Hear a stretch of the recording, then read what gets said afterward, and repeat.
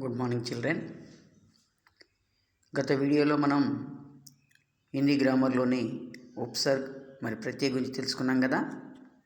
మరి ఈ వీడియోలో మరొక కొత్త అంశాన్ని నేర్చుకుందాం. संधि दो शब्दों के मेल से किसी नया शब्द बनते समय अंतिम एवं आदि वर्णों में जो विकार होता है उसे संधि कहते हैं. అంటే రెండు శబ్దాలు కలిసినప్పుడు పూర్వపదంలోని అంతిమ వర్ణము, పరపదంలోని ఆది వర్ణం అంటే మొదటి శబ్దంలోని చివరి అక్షరము, రెండవ శబ్దంలోని మొదటి అక్షరం, ఈ రెండింటి కలిసినప్పుడు అక్కడ ఒక సంధి అనేది ఏర్పడుతుంది. ఏ విధంగా చూద్దాం. సూర్యు, ఉదయ్ ఈ రెండు శబ్దాలు, సూర్య అనేది పూర్వపదము, ఉదయ్ అనేది పరపదం. ఈ రెండు శబ్దాలను మనం కలిపినప్పుడు సూర్యు ప్లస్ ఉదయ్, సూర్యోదయ్. ఇక్కడ సూర్యో యో అనే దగ్గర ఆకు ఊకు ఈ రెండు వర్ణాలు కలిసి ఓగా మారినాయి. అంటే ఈ విధంగానే మరికొన్ని శబ్దాలు మనం పరిశీలిద్దాం. ప్రతి అక్ష, ప్రతి ప్లస్ అక్ష ప్రత్యక్ష. నిహి ఆశ, నిహి ప్లస్ ఆశ నిరాశ. ముని ఇంద్ర, ముని ప్లస్ ఇంద్రు మునీంద్రు. ఈ విధంగా పూర్వపదంలోని చివరి అక్షరము, పరపదంలోని మొదటి అక్షరము, ఈ రెండు అక్షరాల కలయికలో ఒక పరివర్తన అనేది, వికార అనేది మనకు వస్తుంది. దాన్ని మనము సంధి అంటాం. సంధికే భేద్, సంధి ఎన్ని రకాలు అనేదాన్ని పరిశీలించినట్లయితే మనం ఇంతకుముందే చెప్పుకున్నాము. సంధి అనేది రెండు వర్ణాల కలయికలో ఏర్పడే పరివర్తనని. కాబట్టి మనకు అక్షరాలు ఎన్ని విధాలైన అక్షరాలు ఉంటాయో అన్ని విధాల సంధులు ఉంటాయి. ముఖ్యంగా తీన్ భేద్, స్వర సంధి, స్వరాక్షరాలు ఆ నుంచి ఔ వరకు, ఆ ఈ ఊ రి ఏ ఐ ఓ ఔ ఈ అక్షరాలను స్వర అంటాము. ఈ స్వర అక్షరాల మధ్యన ఏర్పడే సంధిని మనం స్వర సంధి అంటాము. వ్యంజన సంధి, వ్యంజన సంధి అనేది వ్యంజనాక్షరాలు కావచ్చు లేదా స్వరాక్షరాలు కావచ్చు కలిసినప్పుడు, అంటే పూర్వపదంలోని చివరి అక్షరం వ్యంజనగా ఉండి పరపదంలోని మొదటి అక్షరం స్వరగా ఉండొచ్చు, వ్యంజనగా ఉండొచ్చు. ఆ మధ్యన ఏర్పడే సంధిని మనము వ్యంజన సంధి అంటాము. అదేవిధంగా విసర్గ సంధి అనేది పూర్వపదంలోని చివరి అక్షరానికి విసర్గగా ఉండి పరపదంలోని అక్షరం స్వర కానీ వ్యంజన కానీ ఉన్నప్పుడు ఆ విసర్గలో వచ్చేటటువంటి మార్పును మనం విసర్గ సంధి అంటాం. ఈ విధంగా సంధులు ముఖ్యంగా మూడు రకాలు.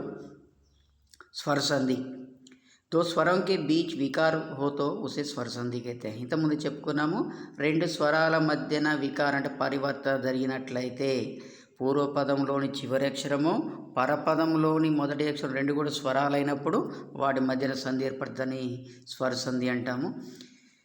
వ్యంజన సంధి, व्यंजन के साथ स्वर या व्यंजन के मेल से विकार हो तो उसे व्यंजन संधि कहते हैं. వ్యంజన్తో పాటుగా స్వర లేదా వ్యంజన్ కలయిక వల్ల ఏర్పడేటువంటి మార్పును మనం వ్యంజన సంధి అంటాము.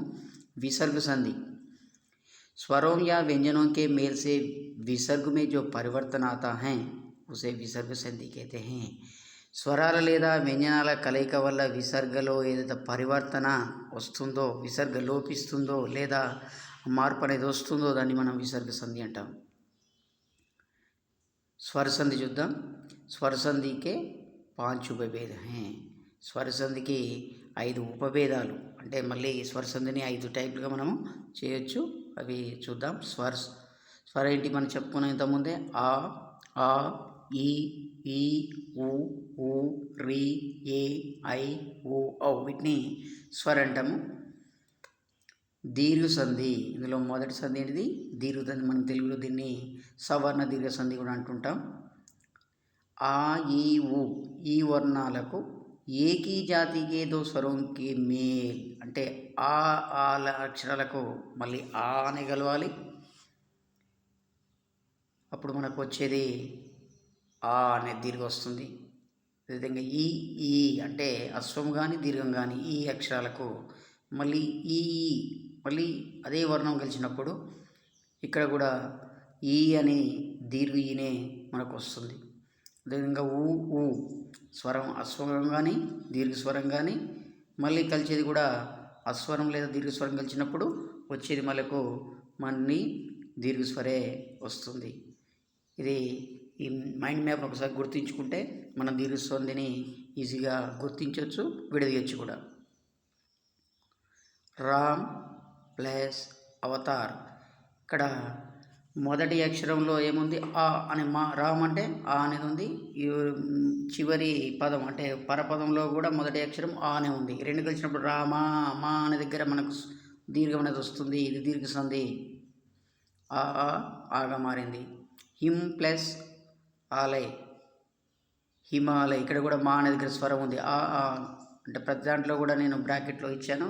ఆ స్వరాలు ముందు శబ్దంలోని మొదటి అక్షరం చివరి అక్షరము, రెండవ శబ్దంలో మొదటి అక్షరం ఏ విధంగా వస్తుందనేది ఒకసారి పరిశీలించండి.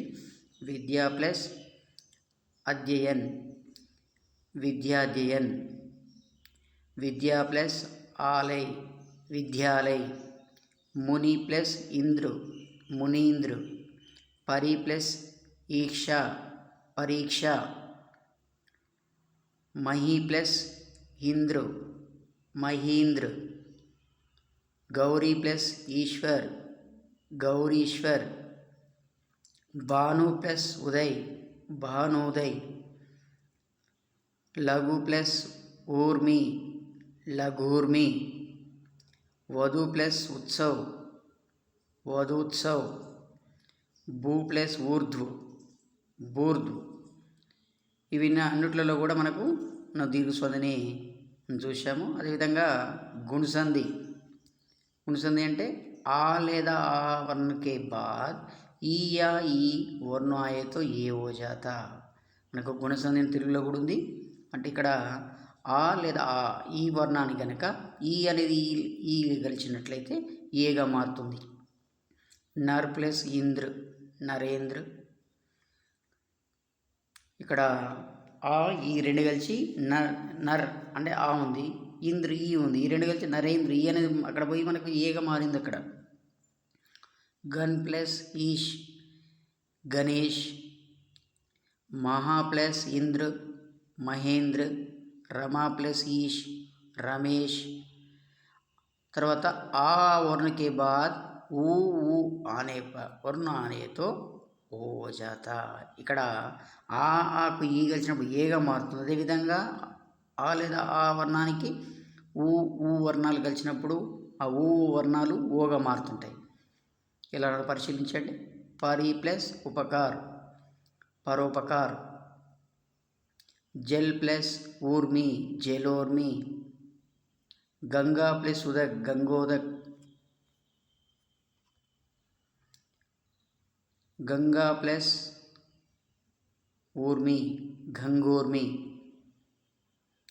आ वर्ण के बाद री आने पर वर्ण आए तो आर हो जाता. ఆ అక్షరాలకు రీ అనేది కలిసినట్లయితే ఆరుగా మారుతుంది. సప్త్ ప్లస్ రిషి సప్తర్షి. మహా ప్లస్ రిషి మహర్షి. ఇక్కడ ఆ ఈ ఊ అక్షరాలకు ఆ ఈ ఊరులకు ఈ ఓర్లు పరమైన అకారానికి ఈ ఊరులు పరమైనప్పుడు ఏ ఓర్లు వస్తున్నో గుణసంధిలో కూడా మనం చూసాము. తర్వాత ఇక్కడ మైండ్ మ్యాప్ చూడండి. ఆ ప్లస్ ఈ ఏ ఆ ప్లస్ ఓ ఆ ప్లస్ రి ఆర్. ఇది గుణసంధి. వృద్ధి సంధి. ఆకే బాద్ ఏ ఐ ఆనే పర్ ఐ బన్ జాతా. ఆ అక్షరానికి మనము ఆ అక్షరాన్ని చూసాము దీర్ఘ సంధిలో. ఆ అక్షరానికి ఈ ఊరులు గుణసంధిలో చూసాము. ఇక మిగిలిన మనకు ఏఐఓ అందులో ఆకే బాద్ ఏ ఐ వచ్చినట్లయితే ఐగానే మారుతుంది. ఏక్ ప్లస్ ఏక్ ఏకైక్. ఇక్కడ ఏక్ అనే దాంట్లో ఆ అనే అక్షరం ఉన్నది మనకు. తర్వాత పరపదంలోని ఏ అక్షరము ఈ రెండు కలిసినప్పుడు ఐగా మారింది, ఏకైకగా మారింది. దేవ్ ప్లస్ ఐశ్వర్యం దేవైశ్వర్యం. సదా ప్లస్ ఏవ్ సదైవ్, మహా ప్లస్ ఐశ్వర్యు మహైశ్వర్యు. అదే ఆకే బాద్ ఓ అనే పర్ ఔ అంటే ఏఐలు వచ్చినప్పుడు ఐగా మారుతుంది, ఓవలు వచ్చినప్పుడు ఔగా మారుతుంది. జెల్ ప్లస్ ఓగ్ ఏమైతే చెప్పండి. వెరీ గుడ్, జలౌగ్. పరం ప్లస్ ఔషధ్ పరమౌషధ్. మహా ప్లస్ ఔషధి మహౌషధి. ఇక్కడ ఆ అక్షరాలకి ఏఐ గెలిచినప్పుడు ఐగా, ఓవలు గెలిచినప్పుడు ఔగా మారుతుంది. ఇది వృద్ధి సంధి. ఈ ఎన్ సంధి మనకు ఆ అక్షరంతో మనకి అయిపోయినాయి. ఈ అక్షరంతో ఈ అక్షరము కలిసినప్పుడు దీర్ఘ సంధిలో మనం చూసాము. అదేవిధంగా ఈ అక్షరంకి వేరే స్వరాలు కలిసినప్పుడు అది యాగా అంటే యావత్తు వస్తుంటుంది మనకు ఈ ఎన్ సంధిలో. ఇది పరిశీలించండి ఒకసారి. యది ప్లస్ అపి. ఇక్కడ యది అంటే ఈ మాత్రం ఉంది కదా, ఈ అపి ఆ అనే స్వరం కలిసింది, ఈ కాకుండా ఆ కలిసింది ఇక్కడ. అప్పుడు ఏమవుతుంది, యద్యపి. ఈ అనేది యావత్తుగా మారింది చూడండి ఇక్కడ. యద్యపి యద్యపి. ఇతి ప్లస్ ఆది ఇత్యాది. ఆ అనేది వచ్చిన కాబట్టి ఇక్కడ దీర్ఘ వచ్చింది చూడండి, ఇత్యాది. ప్రతి ప్లస్ ఉపకార్ ప్రత్యుపకార్. నీ ప్లస్ ఊన్ న్యూన్. ప్రతి ప్లస్ ఏక్ ప్రత్యేక్. అతి ప్లస్ ఐశ్వర్య అత్యైశ్వర్య.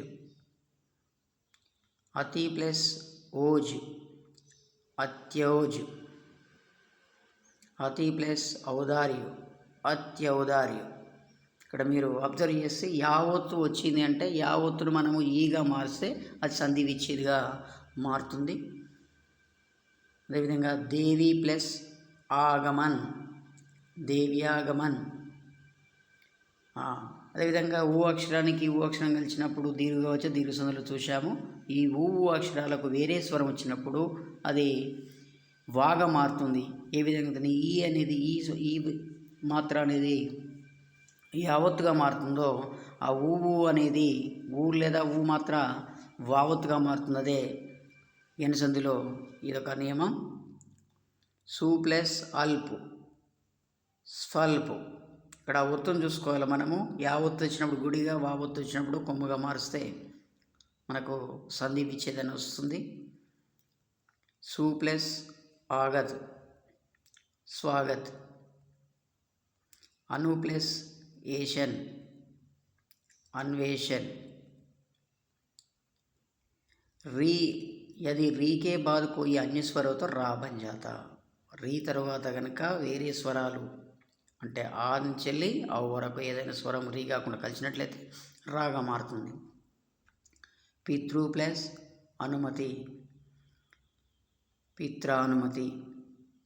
పితృ ప్లస్ ఆజ్ఞ పిత్రాజ్ఞ. పితృ ప్లస్ ఉపదేశ్ పితృపదేశ్. ఇక్కడ ఈ అనే అక్షరానికి ఊ అనే అక్షరానికి రే అనే అక్షరానికి వేరే స్వరాలు కలిసినప్పుడు ఈ కలిసినప్పుడు యాగా మారుతుంది. ఊ అనే అక్షరానికి కలిసినప్పుడు వాగా మారుతుంది. రీ అనే అక్షరానికి వేరే స్వరాలు కలిసినప్పుడు రాగా మారుతుంది. ఇది ఎన్ సంధి.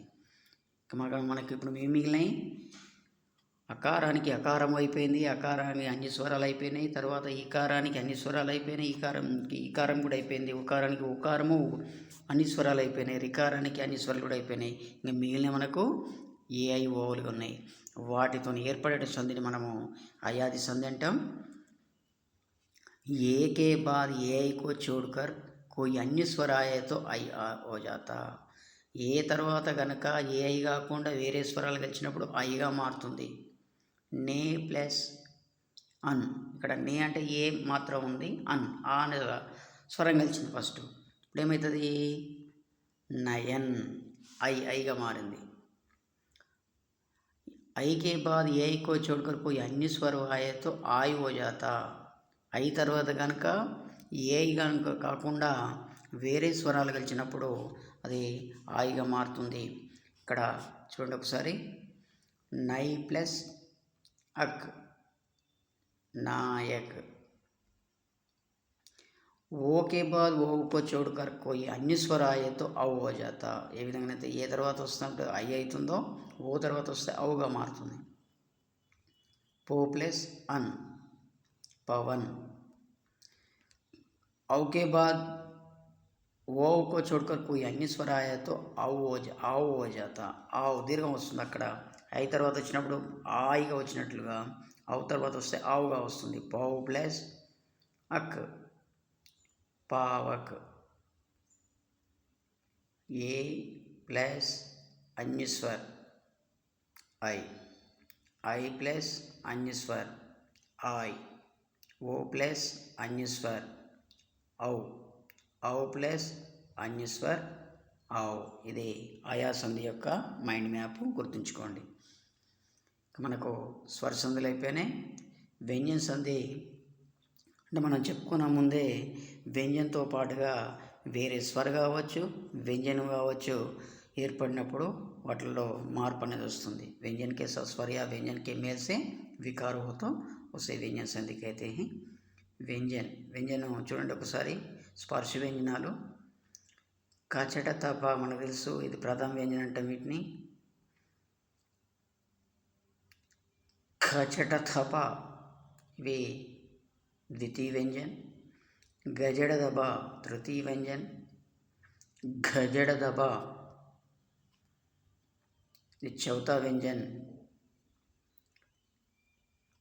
इन्या इनिया अना नामा ఇవి పంచమ వ్యంజన్, నాసిక వ్యంజనాలు కూడా అంటాం వీటిని.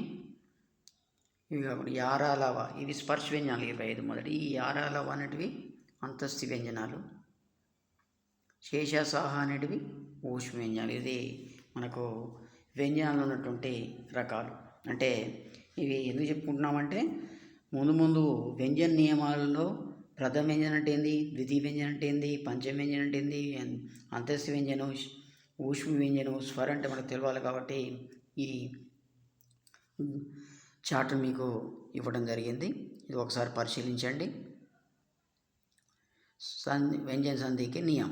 किसी वर्ग के प्रथम व्यंजन के बाद किसी वर्ग का पांचवा व्यंजन आए तो प्रथम व्यंजन अपने ही वर्ग का पांचवा व्यंजन हो जाता है. प्रथम व्यंजन అంటే చెప్పుకున్నాం ఇప్పుడే కచట తపలు.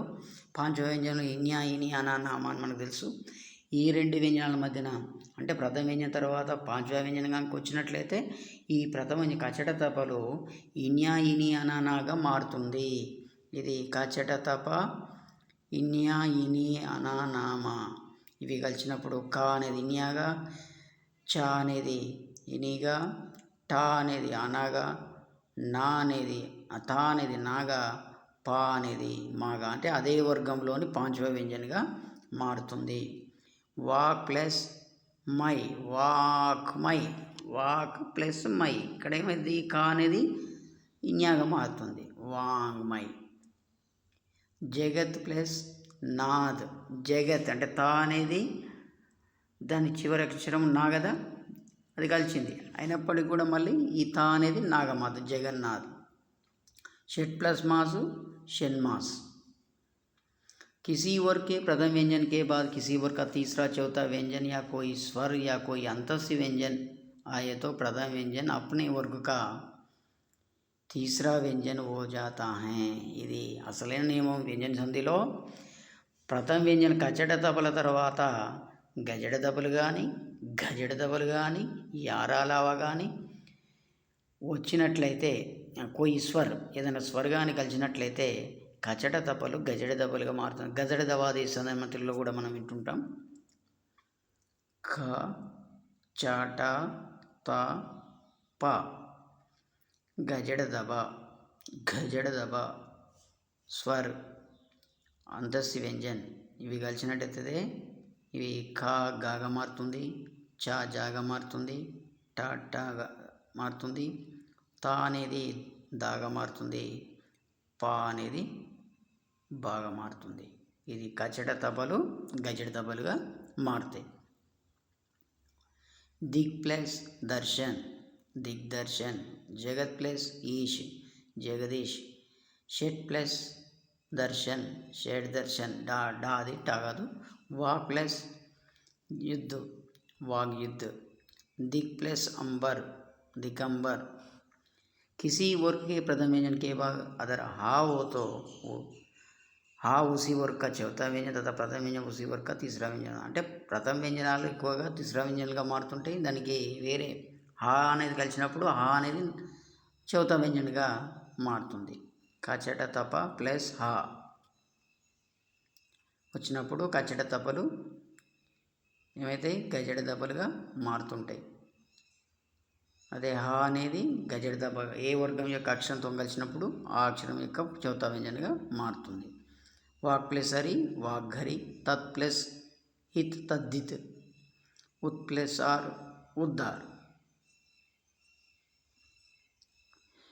తాదా కే బాద్ షా హై తో తాదా కా చా और షా కా చా హో జాతా. తాదాల తర్వాత ఒకవేళ మనకు షాగాంక వచ్చినట్లయితే తాదాలు చాగా మారుతుంటాయి, షా అనేది చాగా మారుతుంటుంది.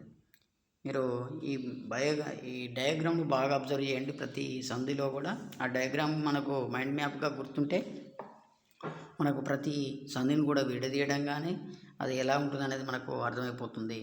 సత్ ప్లస్ శాసన్ సత్శాసన్, శరత్ ప్లస్ శశి శరత్ శశి, ఉచ్చిస్ట్ ఉత్ ప్లస్ చిస్ట్. తాదా తర్వాత లాగాంకి వచ్చినట్లయితే తాదాలు కూడా లాగా మారుతుంటాయి. అంటే లాగు లావత్తు వచ్చినప్పుడు మొదటి అక్షరము తాగాని దాగాని ఉంటుంది. తాదా తర్వాత లా, తాదా ప్లస్ లా ఈజ్ ఈక్వల్ టు తాదాలు కూడా లాగా మారుతుంటాయి. ఉత్ ప్లస్ లాస్, ఇక్కడ లా ఉంది రెండవ శబ్దంలోని మొదటి అక్షరము కాబట్టి ఈ తా కూడా లాగా మాట ఉల్లాస్ అవుతుంది. శరత్ ప్లస్ లాస్ శరల్లాస్, तत् प्लस लीन तल्लीन. सा से पहले आ छोड़कर कोई अन्य स्वर हो तो सा షా हो जाता. సా కంటే ముందుగా అంటే సా రెండవ శబ్దంలోని మొదటి అక్షరంగా ఉండి ముందు అక్షరాలు ఆ కాకుండా వేరే స్వరాలు అన్నట్లయితే సా అనేది షాగా మారుతుంది.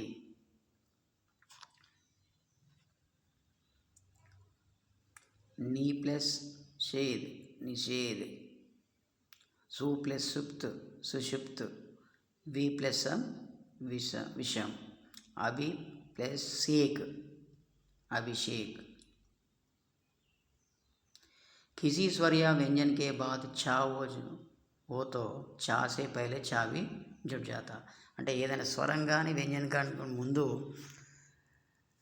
చా వచ్చినట్లయితే దాని ముందు చావి మనము చేర్చాలి. కోయి స్వర్ కోయి వ్యంజన్ తర్వాత చా వచ్చినట్లయితే చాచాగా మారుతుంది.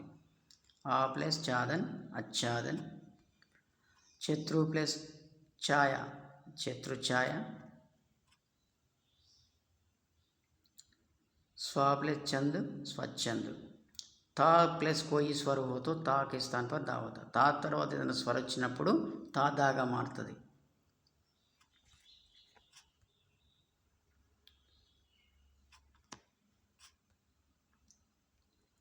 జగత్ ప్లస్ ఈష్ జగదీష్, చిత్ ప్లస్ ఆనంద్ చిదానంద్. దా తర్వాత నామ వచ్చినట్లయితే దా అనేది నాగా మారుతుంది. తద్ ప్లస్ మై తన్మై. షా తర్వాత తాత్తా వచ్చినట్లయితే తాత్తా అనేది టాటాగా మారుతుంది. ఆకృష్ ప్లస్ తా ఆకృష్ట్, పృష్ ప్లస్ తా పృష్ట్, షష్ఠ్ విడదీస్తే శేష్ ప్లస్ తా షష్ఠ్. ఇది వ్యంజన సంధి అయిపోయింది. విసర్గ సంధి. विसर्ग संधि అంటే स्वरों अथवा व्यंजनों के मेल से विसर्ग में जो परिवर्तन आता है उसे विसर्ग संधि कहते हैं. స్వరాలు లేదా వ్యంజనాలు కలిసినప్పుడు విసర్గలో వచ్చేటువంటి పరివర్తన మార్పును మనం విసర్గ సంధి అంటుంటాము. పరీక్షలో ఎక్కువగా మనకు స్వర సంధి విసర్గ సంధి నుంచేలే మనకు ప్రశ్నలు వస్తుంటాయి కాబట్టి వీటిని బాగా పరిశీలించండి. ఫస్ట్ ఏమైందంటే యది విసర్గ కే పహలే और पीछे అంటే విసర్గ ముందుగా తర్వాత రెండు కూడా ఆ ఉన్నట్లయితే ఆకే స్థాన్ పర్ ఓ జాత. అంటే విసర్గ ఉన్నటువంటిది ఓగా మారుతుంటుంది. ఆ ప్లస్ ఆ ఓగా మారుతుంటుంది. మన ప్లస్ అభిలాష మనోభిలాష, పరం ప్లస్ अध्ययन, प्रथमोध्ययन, मनः प्लस रंजन, मनोरंजन।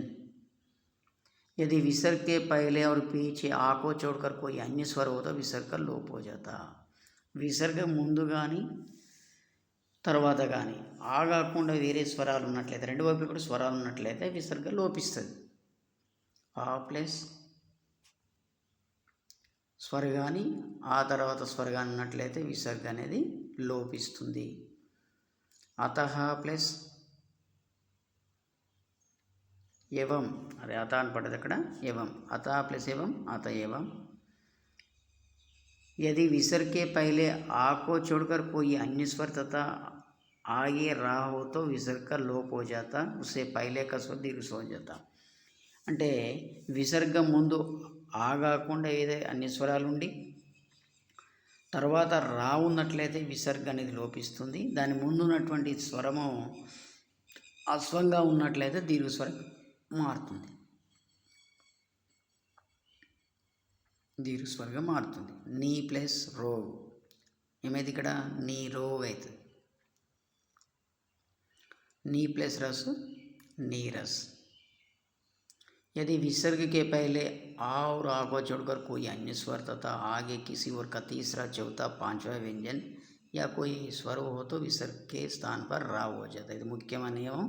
విసర్గం ముందు ఆ కాకుండా ఏదైనా స్వరం అంటే ఈ మాత్ర, ఈ మాత్ర, ఊ మాత్ర, ఊ మాత్ర, ఏ మాత్ర, ఏదైనా మాత్ర ఉండి విసర్గ తర్వాత తీసరా వ్యంజన్, చౌథా వ్యంజన్, పాంచవ వ్యంజన్ లేదా స్వరం ఉన్నట్లయితే విసర్గ అనేది రాగా మారుతుంది. అది ముఖ్యమైన నియమం. ఇది పరిశీలించండి.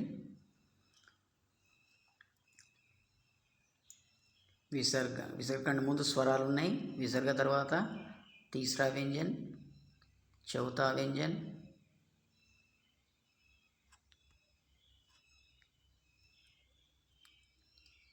పాంచవ వ్యంజన్, స్వర్ వచ్చినట్లయితే ఇది విసర్గ అనేది రాగా మారుతుంది. నీ ప్లస్ ధన్ నిర్ధన్, బాగా అబ్జర్వ్ చేయండి. విసర్గ అనేది రాగా మారుతుంది. వి ప్లస్ ఆశ, నీ ప్లస్ ఆశ నిరాశ, నీ ప్లస్ గున్ నిర్గున్, दू प्लस जन दुर्जन। यदि विसर्ग के पहले आ और आ को छोड़कर कोई अन्य स्वर तथा आगे काका या पापा हो तो विसर्ग का शा हो जाता। विसर्ग ముందు ఆ కాకుండా వేరే స్వరాలు ఉండి విసర్గ తర్వాత కక్క పాపాలు ఉన్నట్లయితే విసర్గ షాగా మారుతుంది.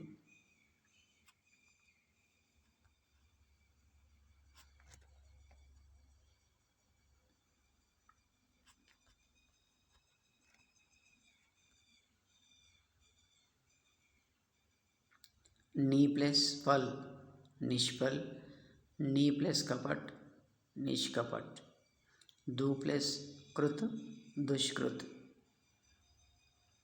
यदि विसर्ग के पहले आ तो हो तो तथा आगे काका पापा हो तो विसर्ग का ज्यों का त्यों रहता है. విసర్గ ముందు ఇంతకుముందు అన్ని స్వరాలు కాకుండా ఇప్పుడు ఆలు ఉన్నప్పుడు విసర్గ తర్వాత కాకా పాప ఉంటే అది విసర్గ అనేది అదే విధంగా ఉంటుంది. ఆ ప్లస్ కాకా పాప.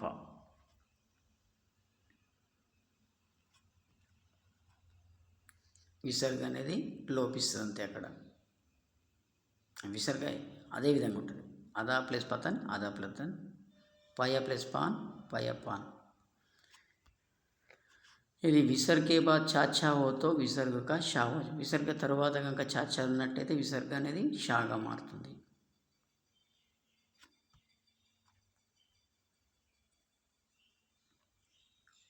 నీ ప్లస్ చై నిశ్చయ్, నీ ప్లస్ చల్ నిశ్చల్. ధన్యవాద్. మరొక వీడియోతో మళ్ళీ కలుద్దాం. సెలవు.